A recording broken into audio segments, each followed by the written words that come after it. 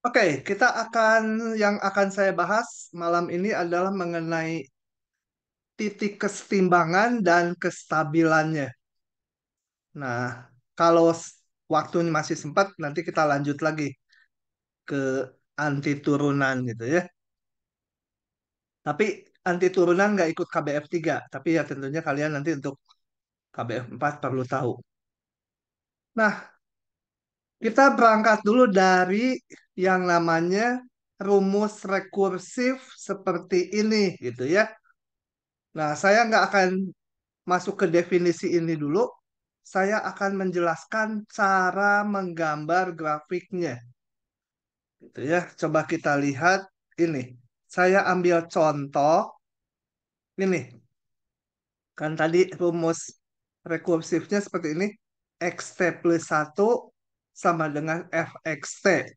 Ya, boleh X, boleh N, boleh apa aja simbolnya ya, variabelnya.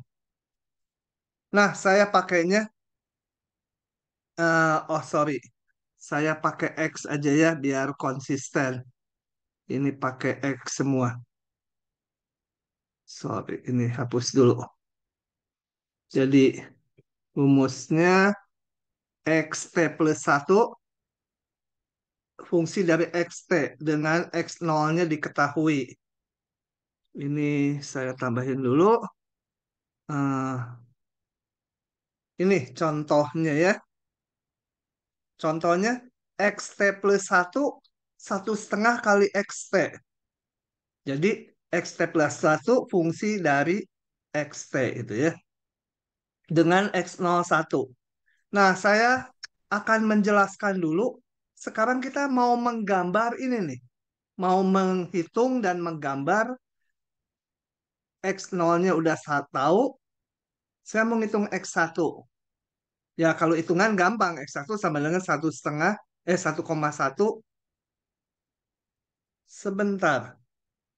Jangan 1,1, 1,2. Karena contoh saya di bawahnya 1,2. Nah, 1,2 X0 sama dengan 1,2 gitu ya.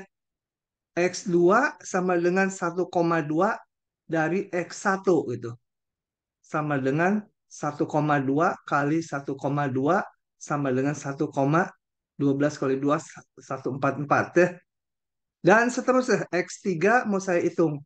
1,2 dikali X2 sama dengan 1,2 kali 1,44 sama dengan sekian. Udah susah ngitungnya, antepin aja.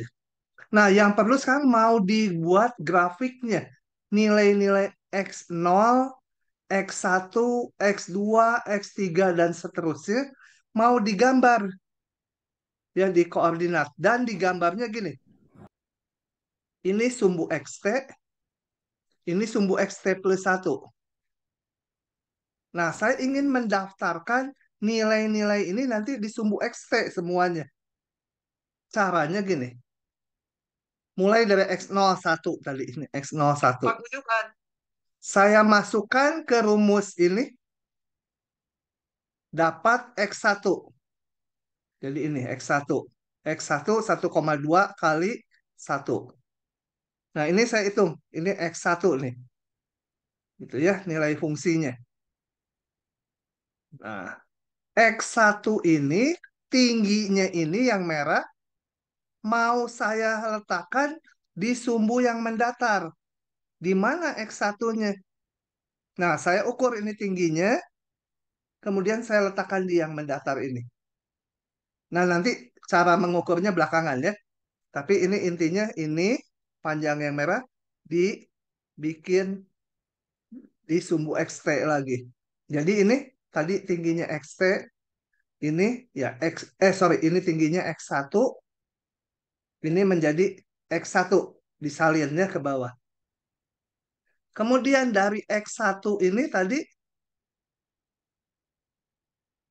X1 ini yang merah ini saya hitung X2. Masuk ke rumus rekursifnya lagi. X2 tadi 1,2 kali X1. Oke, ini yang udah kita hitung. Nah, saya hitung di sini. Dari X1, hitung nilai fungsinya X2 sekian. 1,44 tadi ya, kalau dihitung. Jadi X2-nya sekian. Mau saya gambar lagi ini. Tinggi si X2 yang hijau ini, mau saya letakkan lagi di sumbu mendatar. Jadi ini panjang ini saya salin, kemudian diletakkan di sumbu mendatar. Jadi tinggi ini X2, tadi, sorry, kehilangan labelnya. Sama dengan panjang ini juga X2. Dari X2, saya hitung lagi X3 masuk ke rumus ini lagi. Ya. Jadi dari X2 ini, hitung nilai fungsinya, X3-nya. Nah, ini kalau dihitung, ini saya hitung pakai GeoGebra. Dari X2 tadi yang ini, saya hitung, ini dapat X3, setinggi yang biru. Nah, X3 mau saya letakkan lagi di yang horizontal. Nah, X3 jadi di sini. Jadi di sumbu yang horizontal saya dapat nilai-nilai X0, X1, X2, X3, dan seterusnya. Nah, bagaimana menggambarnya? Masa, masa ini panjangnya ini harus kita salin pakai penggaris gitu ke sini? Nah, caranya lewat pertolongan garis Y sama dengan X. Caranya gini. Nih, kita hapus dulu ya. Caranya. Ini penting yang ini nanti ya pasti keluar lah yang ini ya. Nah, entah di ujian atau di mana. Nah, saya berangkat dari awal lagi. Tadi saya punya X T plus warnanya jangan hijau lah, hitam aja. X T plus 1 sama dengan 1,2 XT. XT. X0 sama dengan 1. Ini yang disebut F dari fungsi XT. Nah, saya berangkat X0-nya ini 1 di sini. Ini X0 itu 1. Ini sumbunya X. T, ini XT tambah 1. Kemudian saya hitung nilai X1 ya. Dari X0 dihitung X1 itu yang merah. Masukkan sebentar ini mouse-nya.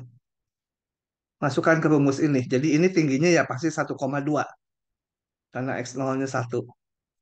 Nah, untuk mendapatkan yang merah tadi kan mau direbahkan menjadi horizontal. Caranya gini. Dari situ saya pakai warna apa ya, coklat lah. Dari situ kita tarik ke garis yang biru. Ini garis yang putus-putus itu apa? Itu garis Y sama dengan X ini. Tapi karena ini sumbunya namanya XT dan XT plus 1, jadi yang biru ini adalah XT plus 1 sama dengan XT gitu ya. Atau Y sama dengan X. Kalau ininya sumbu X, ininya sumbu Y. Sama dengan Y sama dengan X gitu. Oke, kembali ke yang tadi. Jadi dari X1 ini setelah dapat tingginya, maka saya tarik horizontal ke Y sama dengan X. Kalau saya turunkan, maka panjang yang merah itu sama dengan panjang yang putus-putus coklat. Dan ini berarti di grafik Y sama dengan X. Berarti tingginya si coklat putus-putus sama dengan panjangnya ini ya. Karena berada di Y sama dengan X. Kalau nggak paham nanya ya. Nah, jadi dari sini saya dapat ini. X1-nya. Dari X1 saya hitung lagi nilai fungsinya. Saya hitung dari X1 sekarang udah dapat. Saya hitung X2. X2 masuk ke sini. Tingginya berapa? Ya dihitung tingginya setinggi yang ini. Oke, ini dapat tingginya adalah sebesar X2 ya. X2 ini mau rebahkan lagi ke sumbu horizontal. Caranya gimana? Kayak tadi, tarik lagi garis horizontal. Nah, ini dapat di bawahnya. Inilah nilai X2. Dari X2, hitung lagi nilai fungsinya. Saya nggak gambar penuh, udah langsung ke atas ini. Nanti dapat ini, tingginya ini adalah, si ini adalah X3. X3 itu mau digambar lagi horizontal. Tarik lagi ke sini. Nah, bawahnya dapatlah X3 dan seterusnya. Oke ya. Jadi untuk mengamati nilai-nilai X0, X1, X2 yang ada ini menghasilkan nilai yang di bawah ini, caranya sekali lagi, caranya saya crop lagi ya gambarnya. Ya udah saya siapkan.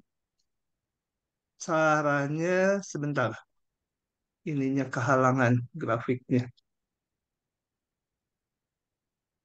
Sebagai berikut, ini saya crop dulu gambarnya. Diulangi sekarang. Jadi gambarnya ini dari X0 ini hitung X1. Dari X1 tarik ke sini. Nah, X2 tuh yang di bawahnya. Ini ya, X2. Dari situ kita hitung nilai fungsi di X1. Dapatlah X2 ini. Ini yang di atas. X2 tuh tingginya ini dari bawah. Tarik lagi horizontal. Oke, jatuhkan lagi. Aduh, saya kurang mendatarnya jelek. Tarik lagi horizontal. Nah, inilah si X2. Dari X2 hitung X3 caranya. Hitung lagi masukkan ke aturan fungsinya. Jadi prosesnya gini. Ini tarik ke Y sama dengan X. Tarik ke hitung nilai fungsinya. Tarik lagi ke Y sama X. Hitung lagi nilai fungsinya. Maka kita akan dapatkan barisan ini. Oke, sekarang baru saya masuk ke definisinya. Nah, diberikan rumus rekursif ini.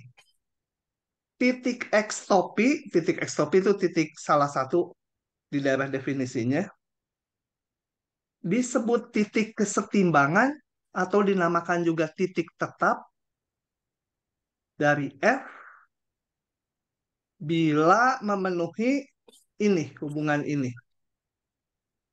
Ya, bila memenuhi hubungan ini. Oh ya, sebentar. Si Ruben ada masuk nggak? Ruben ikutan nggak? Halo? Ada Pak, Ruben nggak mau ikutan? saya ada Pak. Ah, ya.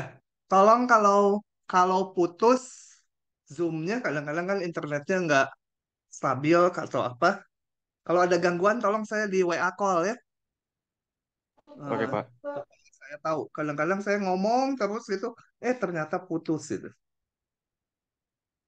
Nah, oke. Kita lihat contoh dulu yang gampang ya. Contoh, saya punya persamaan beda ini. Jadi yang di kanan ini F-nya ini fungsinya. Dengan R besar 0. Nah, saya punya hmm, sebentar nulisnya di mana ya? Nulisnya di sini dulu. Saya crop aja ini. Mau menjelaskan contoh titik kesetimbangan. Oke. Jadi saya punya NT plus 1 sama dengan RNT. R-nya konstanta tapi lebih besar dari 0. Boleh setengah, boleh 10, boleh seperdelapan, boleh satu juga boleh. R-nya pokoknya positif. Nah, kalau mau mencari titik kesetimbangan itu kita pakai ini. Caranya semua N-nya kalau di sini di definisinya X, di sini N sama aja ya. Ini diganti aja dengan entopi. Sama dengan R entopi gitu ya. Entopinya dicari berapa. Itulah titik kesetimbangan namanya. Jadi kalau saya cari, lanjutkan ini menjadi, jangan dicoret ya. Karena N-nya bisa 0. Jangan dicoret. Tapi saya pindahkan ruas. Sama dengan 0. Entopi kali 1 min R sama dengan 0. Jadi entopinya berapa? Nah, tergantung R-nya. Bila R sama dengan 1, maka entopi berapapun memenuhi, betul? Maka semua nilai entopi adalah titik kesetimbangan. Kenapa? Ya, karena memenuhi ini. Memenuhi ini. Memenuhi entopi sama dengan F entopi. Ini tuh kan nilai fungsi di titik entopi. Ini fungsinya ini. Gitu ya. Jadi kalau R-nya 1, berapapun entopinya, ini dipenuhi. Jadi entopinya semua titik, berapapun entopinya. 7, 5, setengah, 15, 20, semua entopi merupakan titik kesetimbangan. Nah, bila R-nya tidak 1, kalau R nggak 1 berarti ini tadi nggak 0. Berarti kalau persamaan ini 0, haruslah entopinya 0. Maka entopi sama dengan 0. Ini titik kesetimbangannya cuma ini aja. Ini titik kesetimbangannya ya. Oke, kita balik ke slide-nya. Jadi begitu, mencari titik kesetimbangan tuh tinggal diganti semua yang ada N-nya ini dengan entopi. Dan dicari nilai entopinya berapa. Oke, balik ke sini. Ini udah tadi udah saya hitung ya. Kalau R-nya satu kita ketemu persamaan ini. Entopinya berapapun boleh memenuhi. Semua titik, maksudnya semua titik apa? Semua titik N ya. Semua titik entopi berapapun memenuhi. Kalau R-nya bukan 1, tadi saya uraikan ketemu entopinya 0.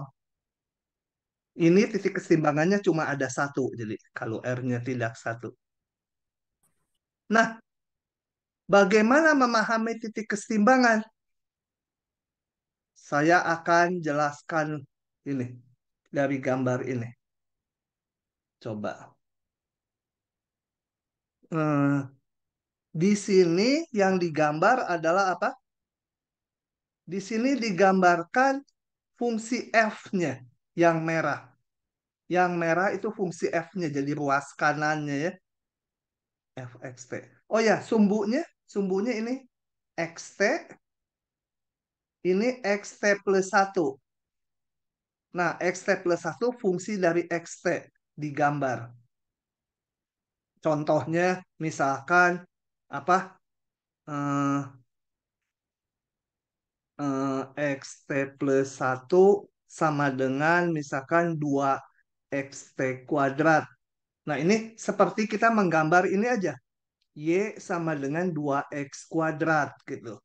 Cuma ini sumbunya xt, ini sumbunya xt plus 1. Jadi nggak pakai y dan x, tapi pakai xt dan xt plus 1. Tentunya grafik ini kalian udah paham ya, parabola gitu. Ya, yang merah ini bukan parabola. Ini misalkan diberikan aja fungsinya seperti ini. Jadi ini saya hapus lagi ya. Itu tadi cara menggambar fungsinya. Kalau fungsi ini diketahui gambar grafiknya, bagaimana melokalisir titik kesetimbangannya? Kita lihat di sini. Kita potongkan grafik ini yang merah dengan Y sama dengan X.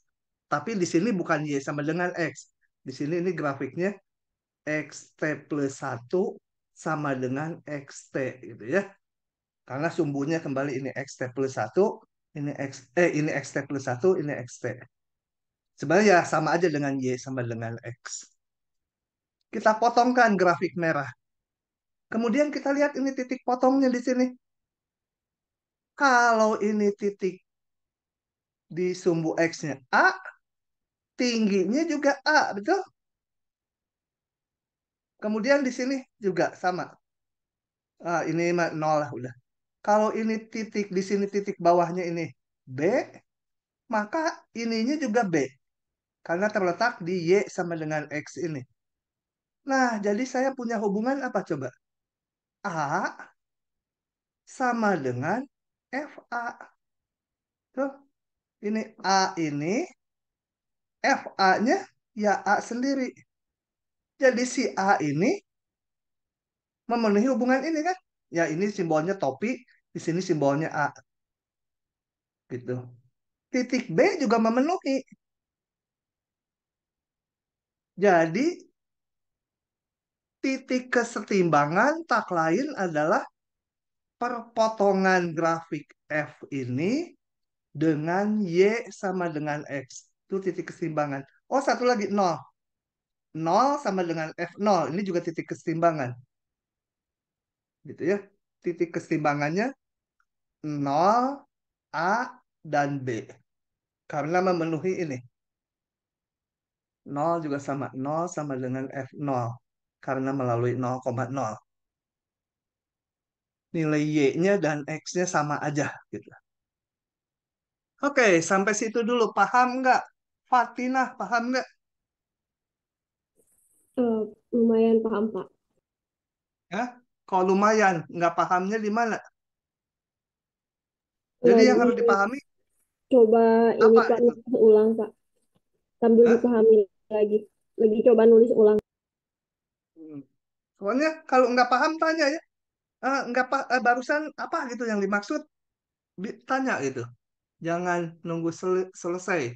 Nanti udah ke belakang susah. Jadi kalau grafik F-nya diketahui, titik kesetimbangan itu tinggal dipotongkan aja dengan Y sama dengan X. Turunkan. Nah, ini semua titik-titik kesetimbangan. Kalau grafiknya nggak diketahui, ya dihitung kayak tadi saya. Dari persamaannya ini, mana? Ini nih, sorry. Ganti NT plus satunya dengan entopi, ini juga dengan entopi. Yang sebenarnya harus entopi, ini diganti P sama dengan R kali P juga boleh gitu ya. Pokoknya menyelesaikan itu apa sesuatu sama dengan F sesuatu itu diganti ininya gitu. Kemudian ya dihitung. Kalau nggak ada grafiknya. Oke, lanjut lagi. Bentar. Nah, yang ini sebenarnya yang awal tadi. Bagaimana kita menggambarkan nilai-nilai X1, X2, X3, dan seterusnya gitu ya. Tapi pengen ditaruh di sumbu datar. Jadi ini saya cepat aja. Caranya, mula-mula ada X0. Tentunya X0-nya harus diketahui di soal-soal kayak gini. X0-nya harus tahu. Dari X0, oh ya, benar-benar mundur sedikit. Saya jelaskan dulu ini gambar grafik apa. Yang biru tadi Y sama dengan X, yang merah itu adalah fungsinya. Jadi persamaannya Xt plus satu sama dengan Fxt. Contohnya, setengah Xt kuadrat. Jadi yang kita gambar ini grafiknya Y sama dengan setengah X kuadrat gitu. Y setengah X kuadrat. Tapi yang ini bukan setengah X kuadrat ya. Fungsi yang lain lagi. Tapi yang dimaksud gambar grafik merah itu ini. Nah, diberikan grafik fungsi ft-nya, fxt-nya. Saya hapus lagi ya. Karena yang digambar di atas bukan bukan setengah X kuadrat. Oke, diberikan grafik F-nya nih. Nah, berangkat dari X0, saya hitung tingginya ini X1. Mau direbahkan tinggi ini, mau ditaruh di sumbu X. Tarik ke Y sama dengan X. Nah, kalau ditarik ke bawah, inilah X1. Ini X1. Sama dengan ini panjangnya. Kenapa? Karena panjang ini sama dengan panjang ini. Kan melalui ini, Y sama dengan X. Gitu ya. Dari X1, hitung lagi ke grafik F-nya. Jadi, tinggi ini adalah X2. Mau direbahkan. Direbahkan maksudnya digambar di sumbu horizontal. Tarik lagi ini ke Y sama dengan X. Nah, bawahnya ini adalah X2. Gitu ya. Dari X2 mau dihitung lagi nilai fungsinya. Dapat di sini. Itu tingginya adalah X3. Jadi X3 tuh ini. X3. Dari X3 mau direbahkan nih tingginya ini. Mau digambar di sumbu mendatar. Tarik gitu. Dan seterusnya. Oke. Oh, ini ceritanya. Ya. Jadi ini tahapan-tahapannya. Oke, yang saya omong itu adalah ini. Jadi ini mau menggambarkan perjalanan nilai-nilai X0, X1, X2, X3 dan bisa dilihat di sini nilai-nilainya. Nah, proses ini disebut metode sarang laba-laba atau co-webbing. Ya, metode sarang laba-laba. Buat ngapain? Bentar. Nanti berikutnya akan jelas. Ini mau kita pakai. Ya, barusan hanya cara menggambar X0, X1, X2, X3, dan seterusnya. Nah, coba kalau kita lihat barisan ini untuk yang fungsi yang merah ini, barisan X0, X1, X2, X3, ini lama-lama ini kan X0, ini X1, ini X2, ini X3, dan seterusnya. Kalau diteruskan ini, tadi caranya tarik ke merah, tarik horizontal. Tarik ke yang merah, tarik horizontal ke Y sama dengan X. Tarik ke yang merah, tarik ke Y sama X. Lama-lama barisan ini akan mendekati titik C. Ingat, titik C ini adalah titik kesetimbangan ya. Karena titik kesetimbangan itu adalah semua titik perpotongan grafik yang merah dengan Y sama dengan X. Titik kesetimbangannya di sini ada dua, yang 0 ini dan yang ini. Nah, kita lihat, saya mulai dari X0 dijalankan, lama-lama konvergen ke C. Tapi menjauhi yang ini. Kalau saya mulai di sini juga sama nih. Mulai di sini. Horizontal. Tarik ke grafik. Tarik horizontal. Tarik ke grafik. Lama-lama barisannya mendekati titik yang C ini. Dan menjauhi yang ini. Gitu ya. Nah, ini ada istilah kestabilan dari fenomena itu. Nah, titik kesetimbangan C itu disebut stabil. Ini saya ke gambar aja lebih gampang menjelaskannya. Bila kalau kita ambil titik X0, kemudian dihitung X1, X2, X3, X4, dan seterusnya, barisannya konvergen ke C. Makin mendekati ke titik keseimbangan ini. Ya, titik keseimbangan masih ininya yang di horizontal ya, C ini. Nah, kalau makin mendekati titik keseimbangan C ini, dikatakan titik C adalah titik kesetimbangan yang stabil. Yang nggak stabil mana di sini? Yang nol ini. Karena kalau saya ambil di sini, eh dijalankan, dihitung X1, X2, X3, malah ngejauhi dari sini. Nah, ini nggak stabil, yang nol, yang C stabil. Itulah yang ditulis di sini. Jadi disebut stabil bila untuk setiap X0 yang dekat dengan C, relatif dekat tuh nggak perlu diperhatikan sekali ya. Pokoknya untuk setiap X0 gitu ya, akan menghasilkan barisan X1, X2, X3, ini barisan XT ini, dan seterusnya, dan konvergen ke C. Maka C-nya itu disebut titik kesetimbangan yang stabil. Bila barisannya menjauh, dikatakan tidak stabil. Gitu ya. Coba kita lihat sekarang ke sini. Perhatikan kembali persamaan beda ini. Solusinya adalah ini. Dari mana solusinya? Saya review. Ini sebenarnya udah di mana? Di bab 1 atau bab 2. Tapi kita gampang ngitungnya, ini kita lihat gini aja. N1 sama dengan R N0. N2 R N1 kan ya menurut rumus ini. Sama dengan R kali N1-nya R N0. Sama dengan R pangkat 2 N0. N3 R N2 kan menurut rumus rekursinya. Sama dengan R N2-nya ini. Sama dengan R pangkat 3 N0. Secara umum N yang ke T sama dengan, kita lihat ini, N2 R pangkat 2, N3 R pangkat 3.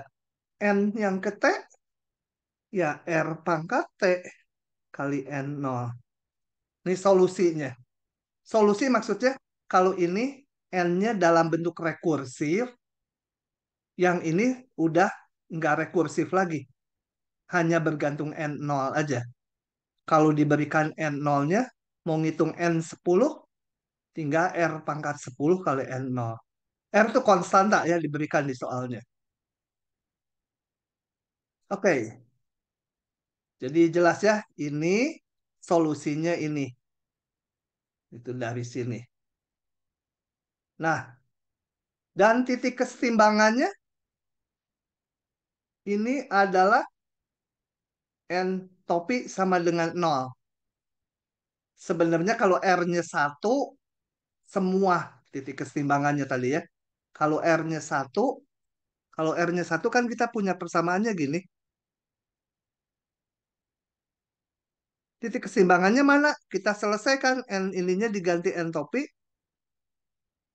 Yang memenuhi ini mana? Semua N berapapun. Kalau R-nya 1. Kalau R-nya bukan 1, tadi di awal udah dihitung titik keseimbangannya yang ini. Gitu ya. Oke, saya lanjut. Nah, kita lihat. Kalau R-nya di antara 0 dan 1, maka barisan ini akan konvergen ke mana? Saya nggak akan ngitung dari sini.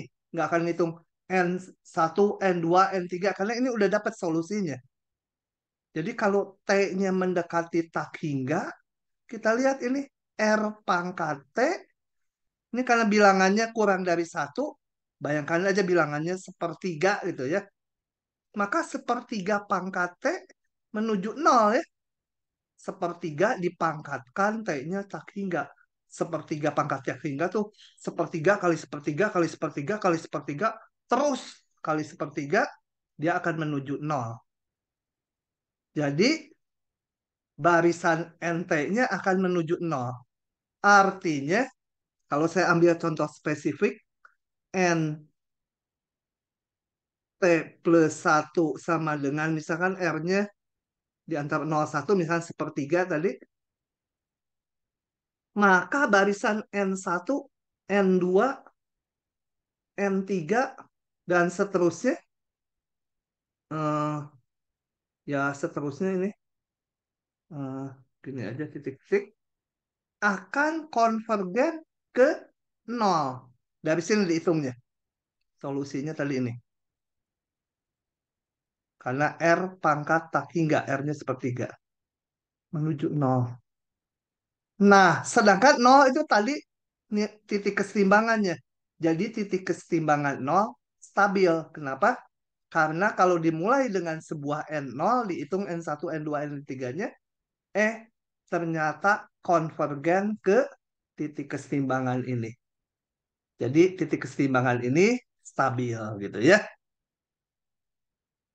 Jangan disamakan dengan ini ya, ini beda lagi fungsinya. Tadi yang nol di sini enggak stabil, yang C stabil. Yang ini kalau persamaannya gini, yang nol ini stabil. Oke, sebaliknya, kalau R-nya besar dari satu, bayangkan R-nya 1,3 gitu ya. R-nya 1,3. Kita lihat ini, N0 itu konstanta nilai awal. Ini 1,3 pangkat tak hingga 1,3 kali 1,3 kali 1,3 kali 1,3 makin besar bilangannya. Maka nilai NT ini akan menuju tak hingga. Dengan demikian, titik kesetimbangannya tidak stabil. Kenapa? Karena N1, N2, N3, N4 makin lama makin menuju tak hingga. Tidak menuju titik kesetimbangan. Tidak menuju ke titik keseimbangan yang tidak stabil, gitu ya, titik keseimbangannya. Jadi dari persamaan ini harus dilihat R-nya berapa. Kalau R-nya di antara 0,1, titik keseimbangannya stabil. Kalau R-nya besar 1, titik keseimbangannya tidak stabil. Gitu, ya. Nah, kalau 1 sebenarnya nggak menarik karena semua titik titik keseimbangan. Jadi kalau dimulai dengan N0, kan kalau kalau R-nya 1, saya punya NT plus 1 sama dengan NT. R-nya 1. Kalau saya mulai dengan N0, maka N1-nya ya sama dengan N0. N2-nya sama dengan N0. N3-nya sama dengan N0. Konstan aja terus. Dimulai dengan N0 berapapun, ya dia sama dengan N0 terus N-nya. Dengan dijalankan T-nya. Nah, kondisinya netral, nggak menarik gitu ya. Dan kalau R-nya 1 itu titik kesetimbangannya semua titik. Ah, yang gitu nggak menarik, hal spesial aja. Oke, ini ngapain ya? Oh, graf. Contoh lagi. Perhatikan grafik fungsi F yang seperti ini. Ini grafiknya bukan bukan yang ini lagi ya. Ini diberikan aja, udah ada grafiknya. Titik kesetimbangannya, grafik merah itu kita potongkan dengan Y sama dengan X, yang biru. Sebenarnya bukan Y sama dengan X, karena sumbunya ini. Jadi yang biru itu XT plus 1 sama dengan XT gitu ya. Kalau mau ditulis yang biru itu, saya ganti biru. Yang biru itu adalah XT plus 1 sama dengan XT gitu ya. Oke. Nah, titik kesetimbangannya adalah ini dan ini, yaitu 0 dan C. Tadi udah, kalau kita mulai dengan, kalau kalian jalankan metode sarang laba-laba, mulai X0-nya di sini, di mana aja X0-nya ya, sama maunya. Nah, mulai di sini, kita lihat perjalanan sarang laba-laba tadi konvergen ke C. Jadi ini stabil, yang ini nggak stabil titik kesetimbangannya. Nah, sampai situ dulu. Hilda, paham tidak? Paham, Pak. Beneran. Mia, paham nggak Mia? Eh, Mila, Mila. Kemana Mila? Ngilang. Cuma muncul aja di Zoom namanya. Mila, Ada Pak, kemana? Paham nggak Mila? paham ini dari tadi dengerin kok. Oh, oke. Nah, ini contoh-contoh lain ya. Contoh-contoh lain. Ini ada grafik F yang merah, grafik fungsi rekursifnya udah diberikan. Kemudian saya potongkan dengan Y sama dengan X, atau X T plus 1 sama dengan X T. Oh ya, kalau di ujian jangan nulis Y sama dengan X ya, lihat sumbunya. Kalau ini X T, ini X T plus 1, ya ini tulisnya X T plus 1 sama dengan X T gitu ya. Takutnya sama dosen lain disalahkan. Kok nulis Y sama dengan X, mana Y-nya, mana X-nya katanya. Nggak ada sumbu Y-nya. Nah, yang ada sumbu ini. Tapi ya di bayangan otak kita bahwa yang biru itu Y sama X. Nah, yang gambar kiri saya perbesar dikit ya supaya gampang nunjuk-nunjuknya. Yang gambar kiri titik kesetimbangannya adalah ini potongan dengan Y sama X ini dan ini. Maksudnya bukan titik koordinat tapi titik X-nya ini. Titik nol, titik A, dan titik B gitu ya. Itu adalah titik kesetimbangan atau titik tetapnya. Nah, saya mau menguji titik titik-titik kesetimbangan ini stabil nggak? Saya mulai, kalau X0-nya saya mulai di sini. Tadi prinsipnya kan hitung ke grafik merah, kemudian tarik horizontal ke Y sama dengan X. Tarik lagi ke grafik merah. Tarik lagi ke Y sama X. Ini perjalanan jaring-jaring laba-labanya. Nah, lama-lama menuju titik ini. Berarti titik nol stabil ya. Titik kesetimbangan nol ini stabil.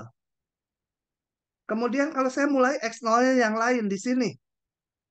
Kemudian jalankan jaring laba-laba lagi. Hitung ke nilai fungsi.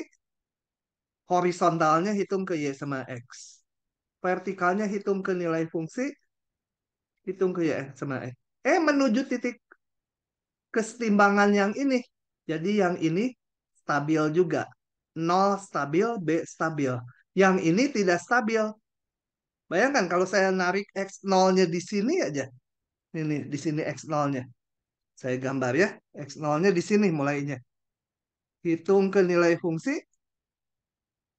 hitung ke Y sama X. Nilai fungsi, Y sama X. Tuh lari ke sana dia. Ke yang stabil. Jadi ini ditinggalkan. Ini tidak stabil. Oke. Kemudian yang gambar tengah. Ini grafiknya ini. FXT-nya. Kembali persamaan jangan lupa ya. XT plus 1 sama dengan FXT. Nah, FXT-nya tuh digambar. Ini. Ini seolah-olah Y-nya. Ini FX-nya gitu ya. FXT.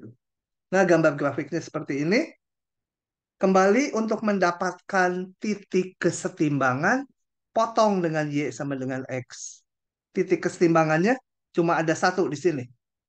Titik keseimbangan itu sebenarnya yang di sumbu horizontalnya.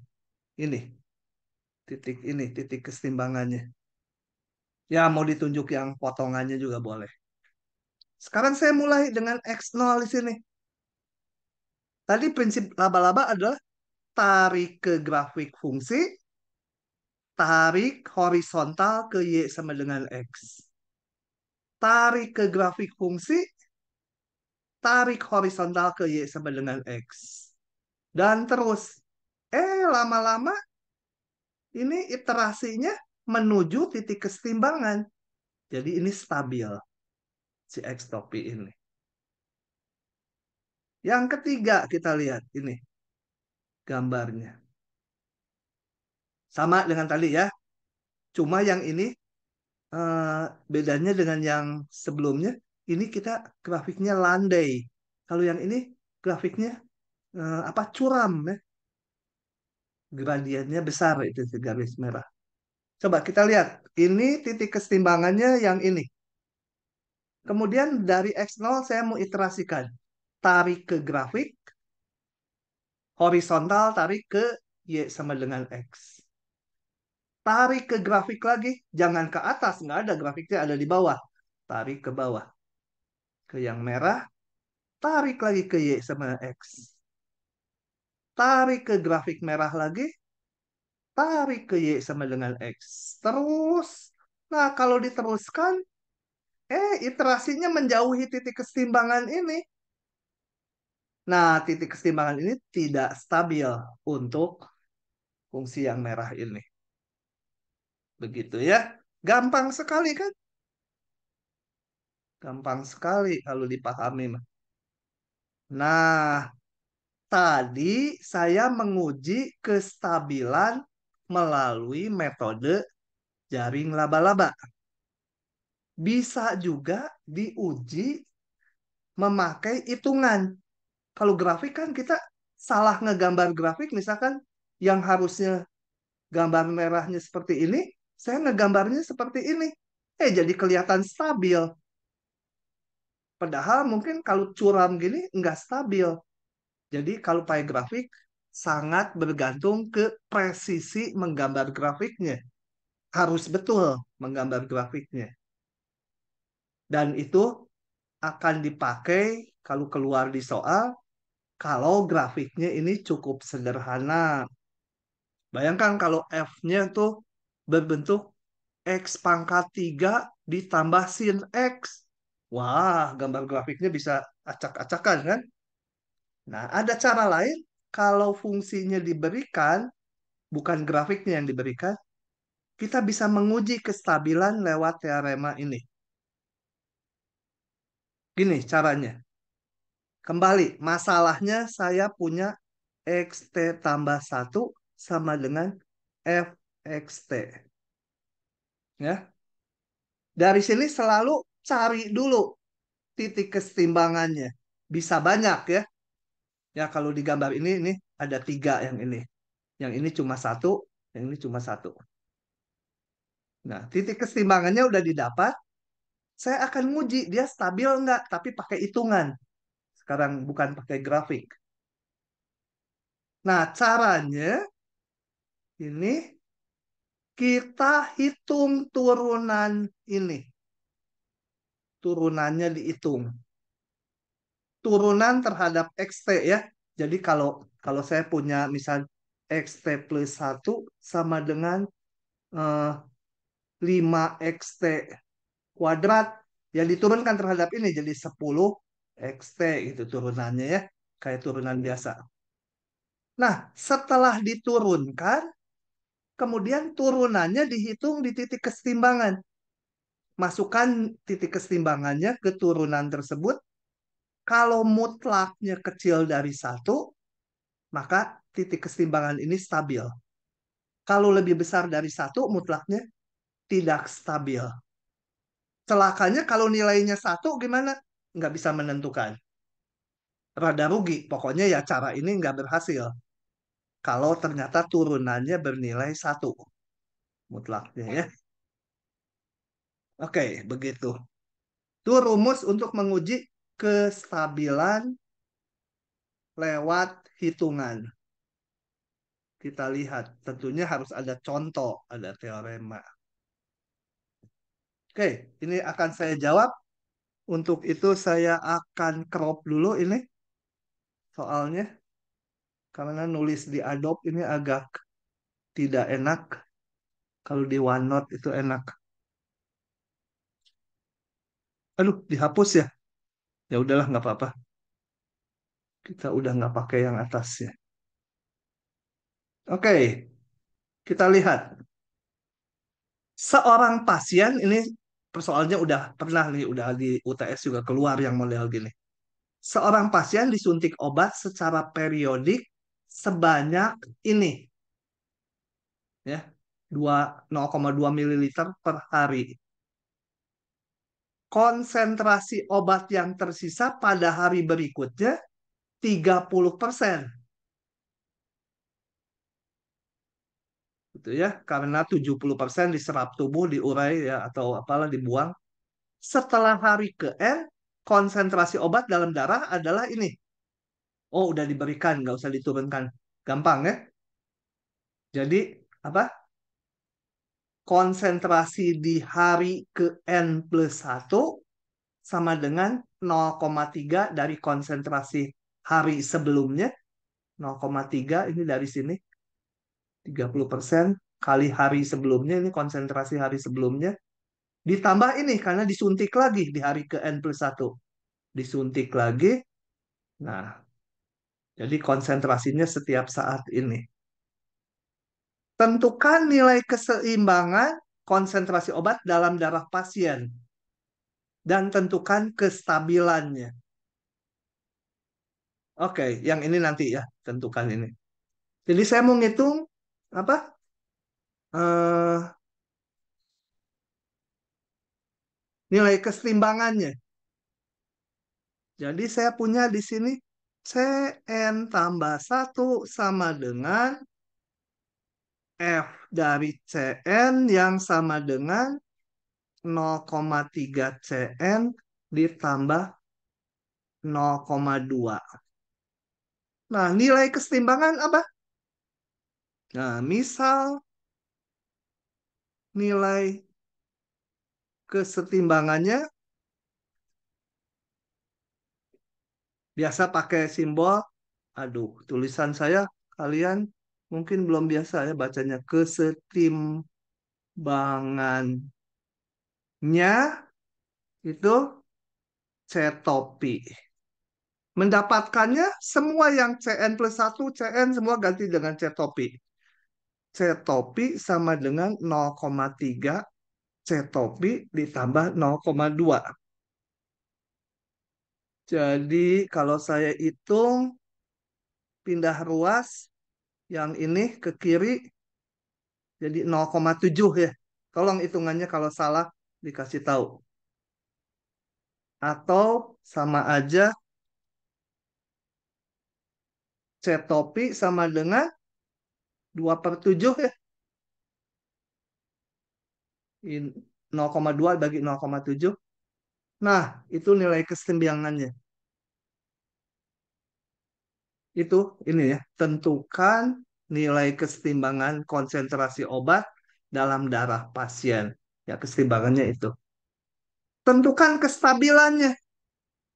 Saya menggambar ini, wah males saya meskipun ini hanya hanya fungsi linear garis lurus. Saya mau pakai teorema yang tadi ini. Saya hitung turunannya dulu. Hitung turunannya. F aksen Cn, ya, ini turunin terhadap Cn. Hasilnya 0,3 kan? F aksen Cn. Kemudian selanjutnya teoremanya intip lagi. Hitung turunannya di titik kesetimbangan. Titik keseimbangannya kebetulan cuma satu ya ini. Saya hitung turunan di titik kesetimbangan berapa? Sama dengan turunan di titik 2/7. Nah, karena turunannya konstanta, berapapun ininya, ya 0,3 juga ya. Nah, kita lihat sekarang. Kita lihat ini. Kalau turunan di titik kesetimbangan mutlaknya kecil satu, dia akan stabil titik kesetimbangannya. Nah, saya lihat di sini. Mutlak F aksen titik kesetimbangan lebih kecil dari satu. Jadi, saya ini stabil. Ya, kalau ada dua, misalnya dari sini waktu dihitung, dapat C-nya dua, ya dihitung satu-satu. Yang lebih kecil satu mutlaknya stabil, yang lebih besar satu tidak stabil. Begitu. Sampai situ paham tidak? Mila, paham nggak? Paham, Pak. Beneran pahamnya. Jangan terpaksa. Bener ini dari tadi ngedengerin, Pak. Oh, Fiona, paham nggak? Paham, Pak. Tiffany, paham tidak? Paham, Pak. Hmm? Ruben, paham nggak Ruben? Ruben kalau nggak paham digetok. Kepaksa Paham, ngejawab Pak. paham. Hmm? Nggak paham Beneran ya gitu, Pak. Ruben? Paham ya? Ya, Pak. Paham, Si paham. si Ruben ini Pak suka mau nyusup nanya. ke Ya ya silakan nanya. Jadi kalau yang pertanyaannya tentukan kestabilan itu jawabannya ya, ya atau tidak aja ya, Pak? Ya, tapi dihitung ya. Jangan tentukan kestabilannya. Ya, Ya, stabil gitu. Tanpa hitungannya ya nggak boleh ya. Ya ini hanya jawab gini aja stabil. Tapi jelas ini ya alasannya dihitung. baik Pak. Begitu Terima ya. kasih. Kalau si Ruben ini rada mantep juga. Biasanya ikut tutorial di kelas saya. Nyusup dia. Nanti akhir semester harus bayar sewa. eh Pertanyaan berikutnya. Tentukan juga limit N mendekati tak hingga dari CN. Coba. Sebenarnya nggak usah dihitung.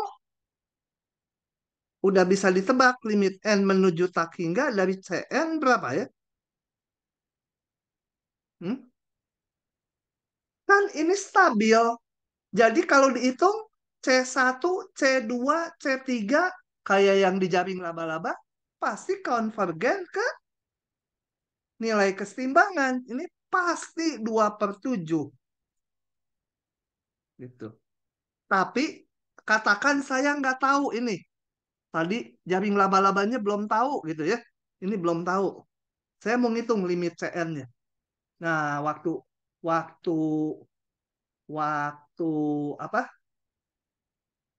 UTS kan udah yang bentuk kayak gini. Mana ini bolpennya nggak keluar. Ah, kita lihat CN tambah 1 sama dengan 0,3. CN ditambah 0,2. C0 berapa ya? C0 hari ke-0 katakan mula-mula 0. Atau mulai hari ke-1 juga boleh. Eh, C0 mula-mula disuntikan pertama kali. Gitu ya. Maka rumus CN-nya apa? Ada yang ingat nggak bentuk ini? Menjadi apa? Pengalinya ini. R-nya. Menjadi apa? Pada lupa. C0 R pangkat N ditambah apa? Berapa ya? Atau jangan pakai C0, saya langsung aja. Lupa. Saya akan lihatkan kalau lupa. Sebentar. Saya harus buka slide-nya bab bab 2. Mana ya? Nih, saya lihatkan rumusnya. Cari dulu, saya juga nggak terlalu ingat. Nah, yang rumus ini nih. Sama kan sama tadi, cuma tadi Cn plus 1 sama dengan apa tadi 0,2 kali 0,3 kali Cn gitu kan. Itu solusinya seperti ini. Ini bab bab 2 awal nih. Kita salin untuk menjawab soal yang tadi. Mana? Ini ya. Oke.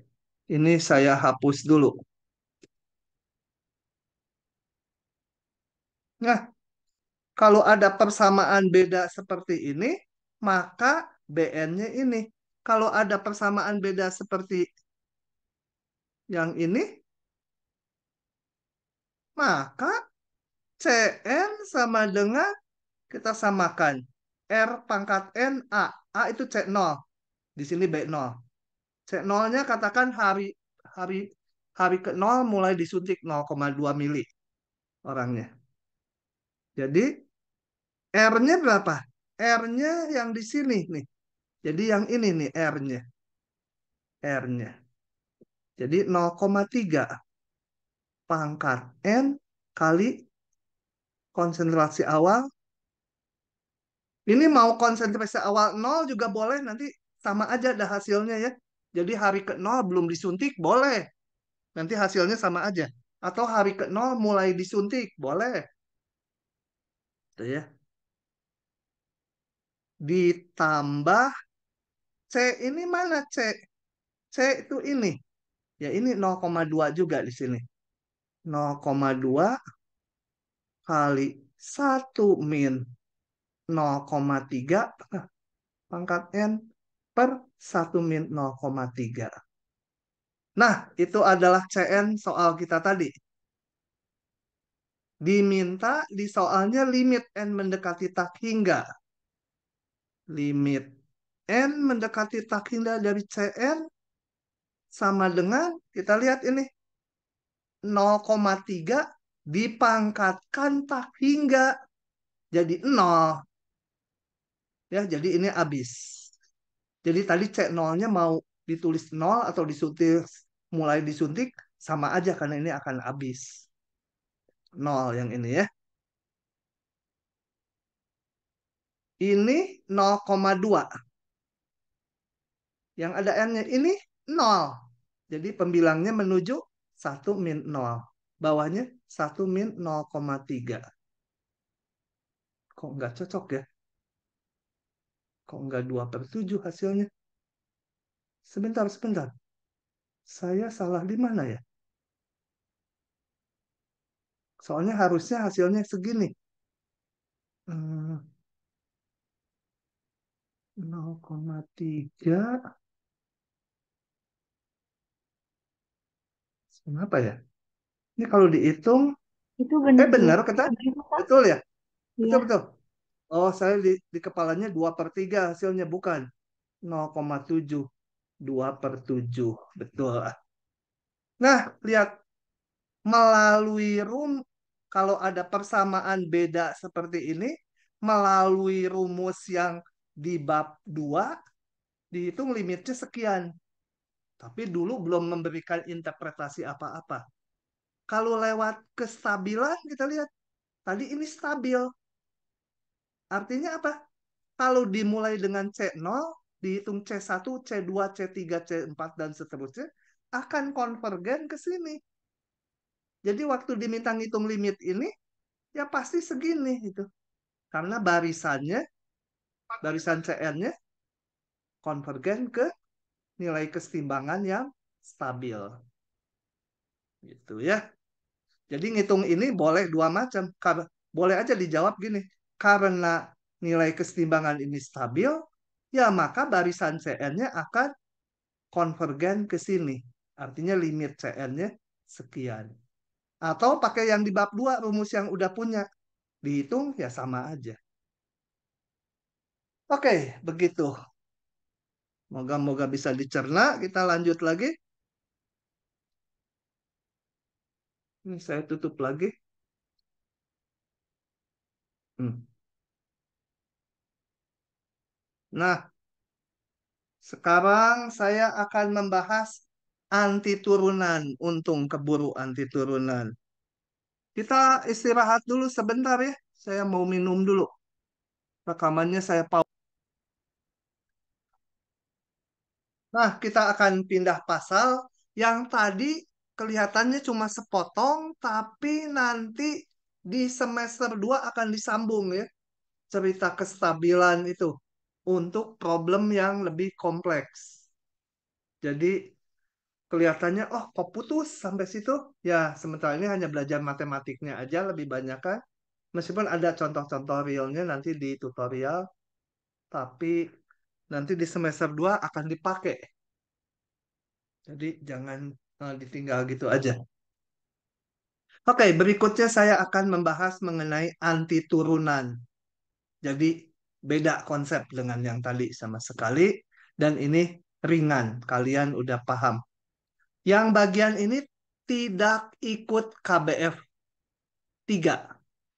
Anti turunan nanti bersama dengan bab terakhir, bab integral, itu masuk KBF 4. Jadi KBF 3-nya tadi sampai dengan itu ya, titik kesetimbangan dan kestabilan. Oke, Ini dibaca sendiri aja ya. Saya mulai dengan yang biru.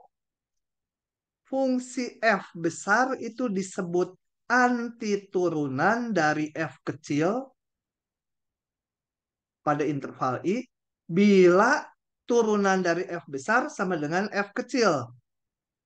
Agak membingungkan bacanya, tapi kita lihat contohnya. Gini, perhatikan ini F kecilnya X kuadrat.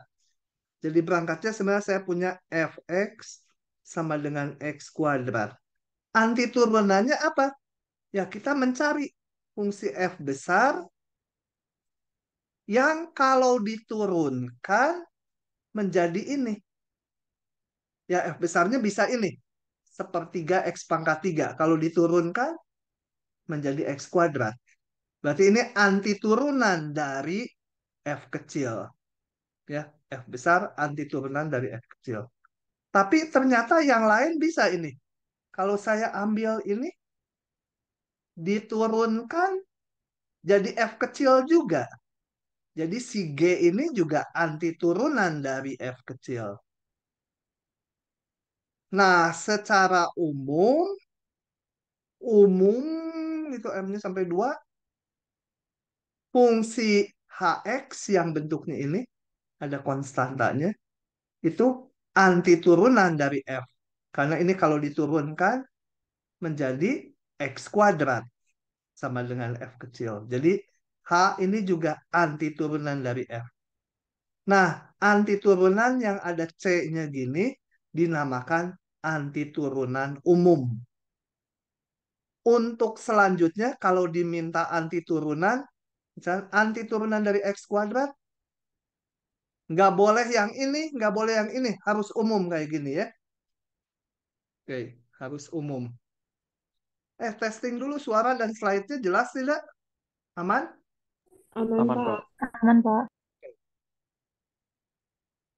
Gitu ya. Jadi kalau ditanya anti turunan harus ada C-nya. Pokoknya nanti kalau di ujian menjawab C-nya lupa hanya gini aja. Kalau saya yang ngoreksi dipotong 70%. Nggak ada C-nya. Tapi jangan dibalik. Saya menjawab C-nya doang aja, ininya nggak ada. Nggak jadi nilai 70 ya. C-nya doang nggak jadi 70, tapi nggak ada C-nya dipotong 70%. Nah, gambarnya anti turunan jadi banyak. Ini yang saya gambarkan, ini berbagai grafik ini. Semua kalau diturunkan menjadi X kuadrat. Jadi anti turunan itu dapatnya banyak fungsinya. Karena ada C-nya tadi. C-nya bilangan real berapapun boleh. Nah, oke, ini pengertian anti turunan. Dan untuk simbolnya, anti turunan itu biasa disimbolkan dengan tanda ini yang disebut apa integral tak tentu atau anti turunan. Ya di sini nggak disebut ya integral tak tentunya, ya udah anti turunan aja. Jangan lupa C-nya. Oh ini ada di bawah. Anti turunan umum dari F disebut juga integral tak tentu. Nanti ada integral tak tentu yang kayak gini anti turunan. Ada integral tentu yang ada batasnya. Dan nanti di semester 2 kalau nggak salah ada integral tak wajar ya. Sementara ini anti turunan aja atau integral tak tentu. Integral tentu udah masuk ya yang kelas saya. Kalian mungkin lihat dari videonya karena kemarin juga saya waktu Kamis ya melanjutkan sih. Oke? Nah, karena kita udah belajar turunan, mencari anti turunan ya tinggal dibalik aja. Sehingga kita punya rumus-rumus ini. Integral dari C kali Fx, C-nya bisa keluar konstanta. Gitu ya. Integral jumlah bisa masing-masingnya dihitung. Kalau mau membuktikan itu tinggal hasilnya diturunkan harus menjadi fungsi yang di sini. Contoh lah sini. Contoh dulu satu. Ya,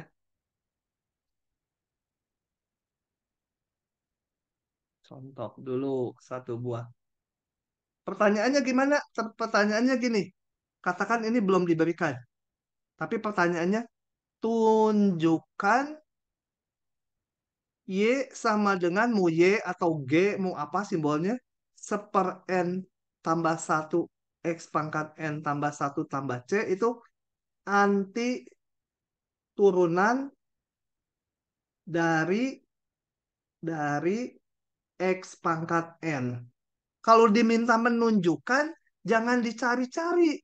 Ininya udah diberikan, tinggal diturunkan aja. Bener nggak diturunkan jadi itu. Nah, saya hitung aja turunannya. Ini menjadi N plus satu, ini N plus satu, tinggal X pangkat N kan. C diturunkan 0. Nah, turunannya sama dengan itu. Berarti benar bahwa ini adalah anti turunan dari ini. Gitu ya. Hanya gitu aja kalau mau menunjukkan anti turunan. Oke, ini coba. Oh ya, saya akan tunjukkan juga yang ini. Ingat, integral seper X itu bukan ln X, tapi ln mutlak X. Coba kita lihat. Saya mau menunjukkan bahwa hubungan anti turunan ini benar. Artinya apa? Kalau ruas kanan diturunkan, haruslah jadinya seper X.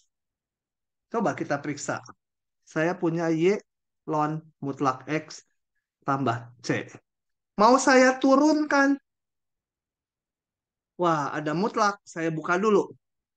Y sama dengan ln min X kan dibuka tambah C kalau X-nya kecil 0. Kalau kecil 0, X mutlak X dibuka jadi min X ya. Kalau X-nya udah positif, ln X, ln mutlak X dibuka jadi ln X aja. Oke, membuka mutlak nggak saya review lagi ya. Udah dianggap tahu. Tapi kalau ada yang tanya ya boleh dijelaskan lagi. X besar 0. 0 kenapa nggak ikut? Karena ln 0 nggak terdefinisi. Ln 0 nggak ada. Nggak masuk daerah definisi. Nah, turunannya ini ln ini menjadi 1/dia variabelnya kali turunan dalamnya. Saya diturunin 0, nggak usah. Ln X kita udah tahu turunannya. Udah UTS juga. Ini X besar 0. Ini bisa saya satukan karena sama kan. Ini seper X juga hasilnya. Ini seper X. Sama dengan seper X. X-nya anggota bilangan real, tapi X-nya nggak boleh 0. Nah, kita lihat. Ln mutlak X tambah C, turunannya seper X. Jadi ini turunannya ini. Berarti ini benar merupakan anti turunan dari seper X. Diingat-ingat ya, integral seper X itu ada mutlaknya. Suka lupa tuh mahasiswa. Oke, pangkat X, udah yang lain lah. Gitu ya. Oke, coba nanya dulu, masih ingat nggak nih baru ujian? Turunan dari, saya agak ke bawah. Kalau saya punya Y sama dengan A pangkat X, A-nya konstanta, turunannya apa? Yang tahu, coba jawab. Hah? Edisa Tania, tahu nggak turunannya? Kalau di kelas saya Edlisia, ini Edisa. Edisa kemana? Tidur. Fatimah, Fatinah Ayu. Fatinah, Iya, Pak. bukan. Tahu nggak turunannya apa? X dikali A Hmm? pangkat X min 1.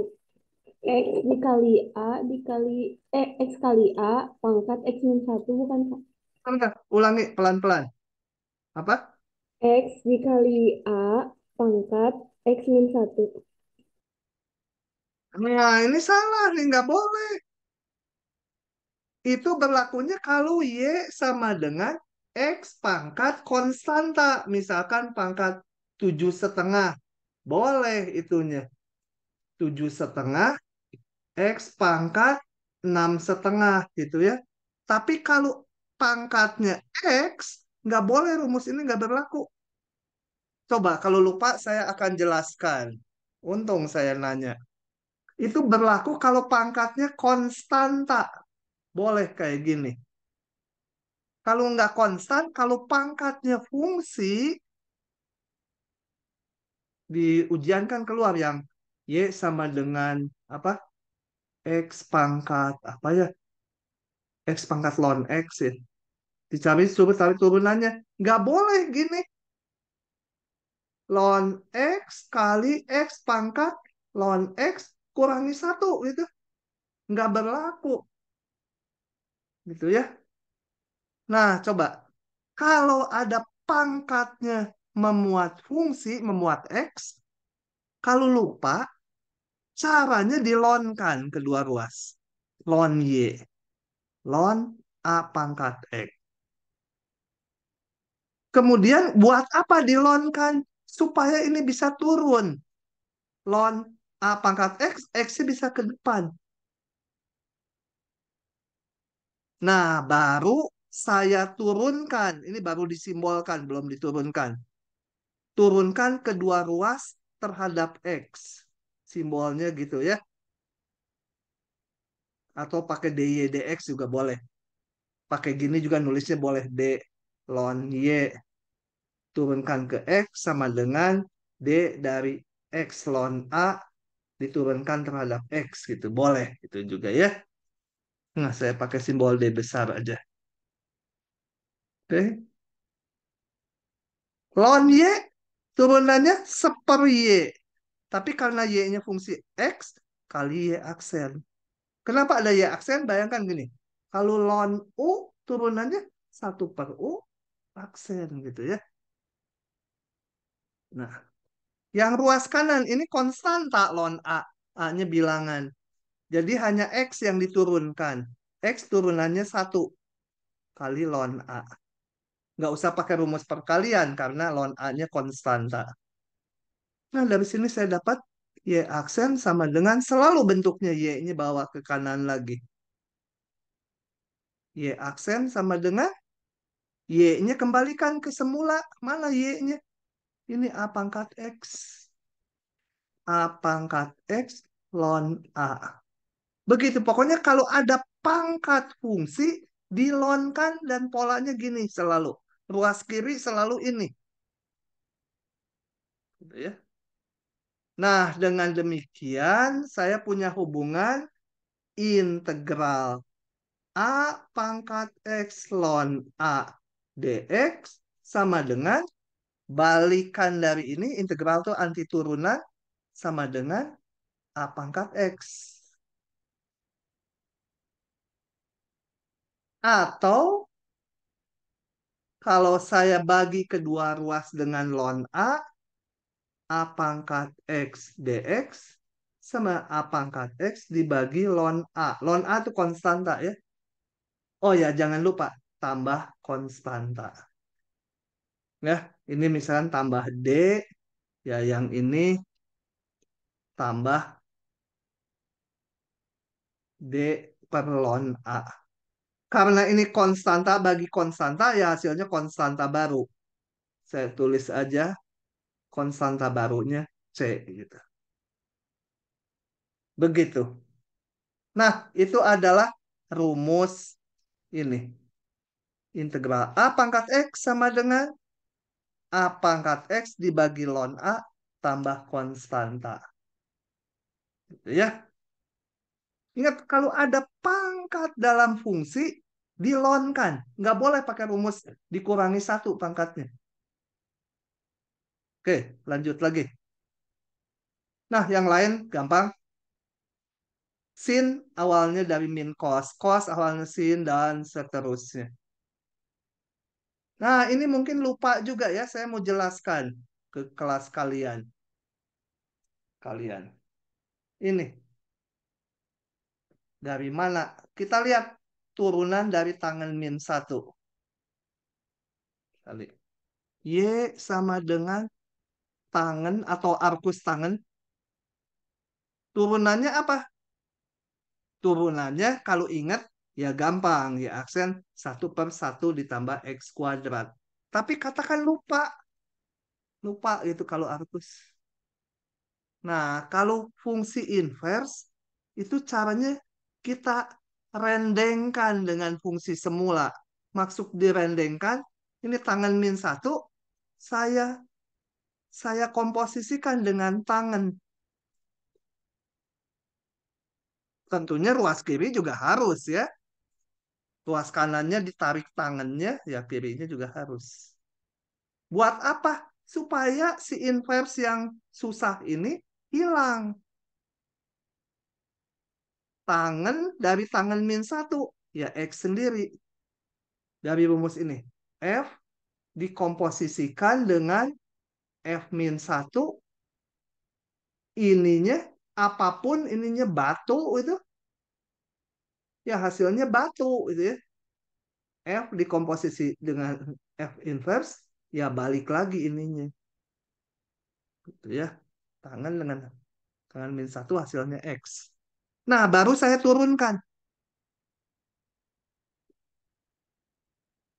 Ini saya lupa turunan ini katakan lupa. Jadi sekarang lagi mau ngitung.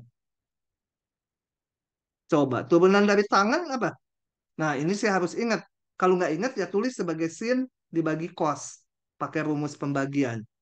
Nanti kalau disederhanakan menjadi sekant kuadrat Y. Kalau Y yang diturunkan kali Y aksen. Aturan rantai saya nggak bahas lagi. Turunan X 1.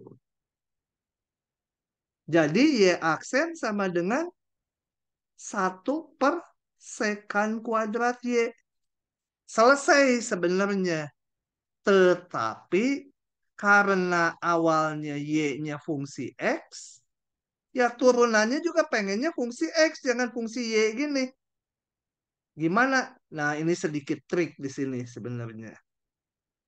Saya ubah Y aksennya menjadi 1/sekant kuadrat itu 1 ditambah tangan kuadrat Y. Kenapa dibuat trik gini? Karena tangan tangan Y mana? Tangan Y itu tadi X. Jadi tangan kuadrat Y, ini tangan kuadrat Y itu tangan Y kali tangan Y. Jadi X kuadrat. Gitu. Jadi turunan dari tangan min 1 adalah ini. Akibatnya anti turunan dari ini ya tangan min 1 ditambah konstanta. Itu adalah rumus yang terakhir. Tuh ya. Nah, tinggal 3 contoh bab ini habis. Saya habiskan aja ya, kagok ya. Cari anti turunan dari ini. Coba kita lihat contohnya. Kalau kuliah harus banyak contoh gitu ya. Supaya paham. Banyak contoh juga belum tentu paham. Dan paham mendengarkan itu nggak cukup. Harus latihan soal sendiri. Baru bisa. Oke, cari anti turunan. Jadi, saya anti turunannya adalah integral dari 4 sin X ditambah 2X pangkat 5 min akar X dibagi X dx. Itu anti turunannya ya. Anti turunan kan simbolnya integral. Ini saya pecah-pecah 4 sin X dx ditambah ini juga saya pecah-pecah 2x pangkat 5 dibagi x jadi 2x pangkat 4. Ditambah, dikurang. Integral akar x dibagi x menjadi 1/akar x. Atau saya tulis x pangkat min setengah ya. Nah, sin awalnya tadi udah ada. Ini. Min cos. Jadi, min 4 cos. Konstanta mah ikut aja. X pangkat 4 asalnya, 2-nya saya taruh dulu. Ini X pangkat 5, ini 1/5. Pangkatnya naik. X pangkat min setengah menjadi X pangkat min naik 1. Jadi pangkat setengah kali 1/setengah. Tambah C. Ya, sama dengan min 4 cos X ditambah 2/5 X pangkat 5 min 1 dibagi setengah jadi 2. X pangkat setengah saya tulis akar X. Begitu ya. Nah, nomor 2. Kalau nggak ada yang nanya, saya bablas terus aja. Kayak kereta api. Jalan terus. Ini.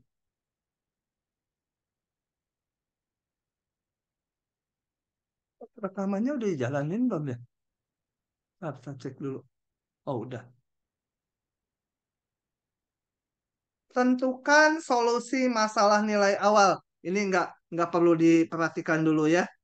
Tentukan solusi dari ini. Turunannya ini dicari F-nya. Nah, jadi F-nya adalah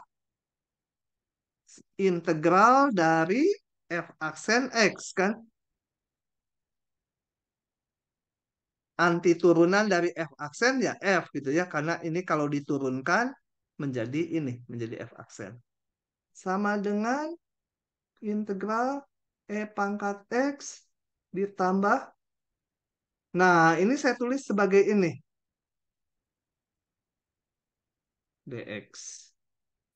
Sama dengan integral E pangkat X dx ditambah 10-nya saya keluarkan 1/1 tambah X kuadrat dx. Ini E pangkat X ada di tabel tadi, yaitu E pangkat X sendiri. 10 biarkan ini barusan aja arkus tangen. Tangen inverse. Tambah C. Itu ya. Ini adalah, ini sebenarnya turunan dari arkus tangen yang ini tuh. Jadi balikan dari ini arkus tangen. Nah, C-nya bisa dicari kalau diberi syarat kayak gini. Jadi F0 sama dengan min 2 artinya apa? Kalau X-nya 0, Y-nya min 2. Ya fx-nya gitu ya. Ini saya tulis fx-nya. Fx. Dari sini tuh. Jadi kalau fx-nya x-nya 0, fx-nya min 2. Min 2 sama dengan x-nya 0. Tangen min 1, 0 tambah C. Min 2 ini 1. Tangen min 1, 0, 0. Jadi min 2 sama dengan 1 ditambah 10 kali 0 tambah C. Didapat C-nya sama dengan min 3. Kalau nggak salah ngitung. Jadi fx-nya sama dengan E pangkat X ditambah 10 tangen min 1 X ditambah C-nya min 3. Nah, jadi kalau sebuah turunan dilengkapi dengan syarat, C-nya bisa dihilangkan. Yang seperti ini dinamakan masalah nilai awal. Nanti akan muncul di semester 2 masalah nilai awal ya. Kalau sekarang hanya anti turunan aja yang pentingnya. Oke, satu lagi sebelum kalian terlalu bosan. Yang ini.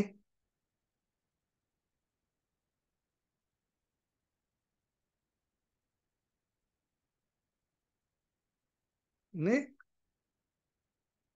Nah, oke. Eh, tentukan F jika turunan 2-nya ini diberikan syarat ini. Ini syaratnya untuk mencari C-nya aja. Jadi karena turunan 2 yang diketahui, saya hitung dulu turunan 1. Turunan 1 adalah integral dari turunan 2. Sama dengan integral dari 12x kuadrat tambah 6x min 4. dx dihitung per suku. Ini menjadi 12. Ini x pangkat 2 jadi x pangkat 3 naik. Kali sepertiga. X pangkat 1 menjadi x pangkat 2 kali ininya seperdua.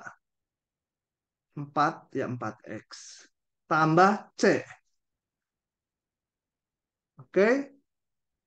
Kemudian kita cari F-nya. Sama dengan integral dari turunan. Sama dengan integral dari, sampai nulis kita crop saja. Ini gitu ya. Ctrl C. Gitu. Hilang. Ini saya malas nulis. Ctrl C. Ctrl V. Nggak mau kan. Gimana sih mau ditempatkan di... Nah, gitu. Harus nulis. Kurung dx sama dengan 12/3, 4. Ini x pangkat 4 gitu ya. Saya tulis bertahap dulu. Kalau nanti di ujian sih langsung aja. Ini naik lagi jadi 4 kali seperempat. 6 kali setengah. X pangkat 2 menjadi X pangkat 3 kali sepertiga. 4X menjadi 4. Ini X-nya naik lagi pangkatnya jadi 2 kali seperdua. C jadi CX. Ditambah konstanta lagi tiap mengintegralkan. Oke, sama dengan, sederhanakan dulu. Ini menjadi X pangkat 4 ditambah X pangkat 3 min 2x kuadrat ditambah CX tambah D. Nah, kita cari C dan D-nya dari dua syarat ini. Saya masukkan F 0 sama dengan 4, maka X-nya 0 ya, Y-nya 4. 4 sama dengan 0 pangkat 4 tambah 0 pangkat 3 min 2 kali 0 pangkat 2 ditambah C kali 0 ditambah D. Nah, ketemulah D-nya sama dengan 4. Setelah ketemu D-nya 4, saya pakai syarat satu lagi. F1, 1. F1 sama dengan 1.